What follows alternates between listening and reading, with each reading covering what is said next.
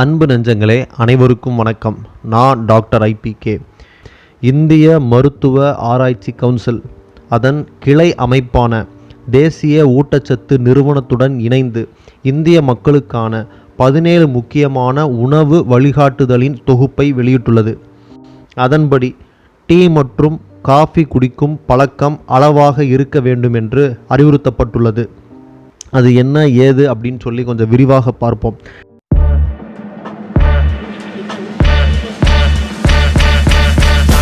Tea மற்றும் காஃபியில் caffeine கலந்திருப்பதால் அது மத்திய நரம்பு மண்டலத்தையும் மற்றும் உடலியல் சார்பு நிலையை தூண்டுகிறது என ஆய்வாளர்கள் தெரிவிக்கின்றனர்.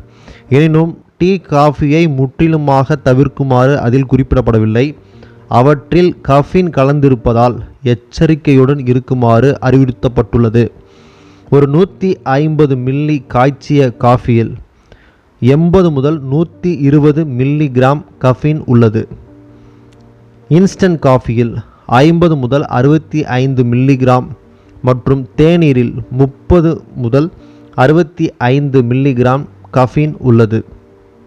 ஒரு நாளைக்கு சராசரியாக 300 மில்லிகிராம் கஃபீனுக்கு மேல் உட்கொள்வது உடல் நலத்திற்கு உகந்தது அல்ல என ஆய்வாளர்கள் தெரிவிக்கின்றனர்.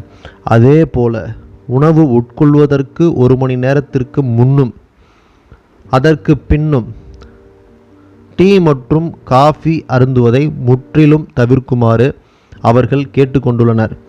இந்த பானங்களில் உள்ள டானின் என்ற பொருள் உணவிலிருந்து நம் உடல் எடுத்துக்கொள்ளும் இரும்பு சத்தின் அளவை குறைக்கக்கூடும் என தெரிவிக்கப்பட்டுள்ளது.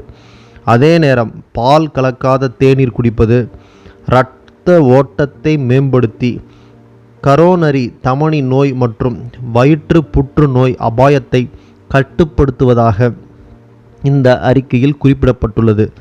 அளவுக்கு அதிகமாக காஃபி குடிப்பது உயர் இரத்த அழுத்தம் மற்றும் இதய துடிப்பு தொடர்பான சிக்கலுக்கு வழிவகுக்கும் என ஆய்வாளர்கள் மற்றும் ஆராய்ச்சியாளர்கள் எச்சரிக்கின்றனர். இந்த இன்ஃபர்மேஷன் உங்களுக்கு பிடிச்சிருந்துச்சு அப்படின்னா லைக் பண்ணுங்கள், ஷேர் பண்ணுங்கள், மறந்துடாமல் நம்ம சேனலை சப்ஸ்கிரைப் பண்ணுங்கள். அதுக்கு முன்னாடி டீ காஃபி குடிக்கும் பழக்கம் இருந்தால் அதை கொஞ்சம் குறைச்சிக்கோங்க. நன்றி, வணக்கம்.